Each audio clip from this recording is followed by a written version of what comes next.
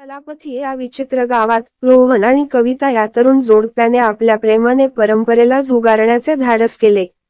परंतु त्यांचा आनंद अल्पकाळ टिकला, कारण कालबाह्य मूल्यांना चिकटून बसलेल्या कठोर परंपरावाद्यांचा एक गट त्यांच्या युतीवर चिडला. धमक्या आणि धमकावून या जोडप्याला भगवान विष्णूच्या प्राचीन मंदिरात आश्रय घेऊन पळून जाण्यास भाग पाडले. आशा आणि निराशेने भरलेल्या अंतःकरणाने त्यांनी दैवी संरक्षणासाठी प्रार्थना केली. जेव्हा ते देवाच्या दयेला शरण गेले, तेव्हा एक गूढ आभाने त्यांना वेढले. सुरक्षिततेची आश्वासने आणि एकत्र राहण्याची संधी कुजबुजत होती. त्यांचे नशीब आता ईश्वराच्या हातात आहे.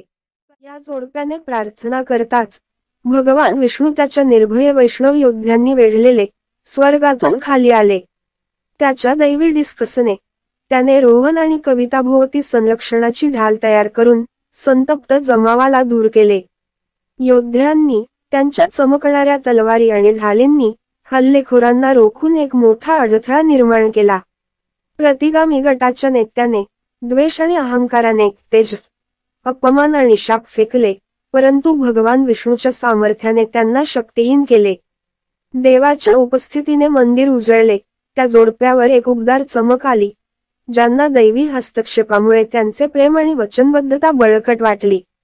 मंद स्मितहास्य करून भगवान विष्णूने त्या जोडप्याला उद्देशून म्हटले, तुमचे प्रेम शुद्ध आणि सत्य आहे, ईश्वराचे प्रतिबिंब आहे. जे तुम्हाला फाडून टाकू पाहतात त्यांच्यापासून मी तुमचे रक्षण करीन.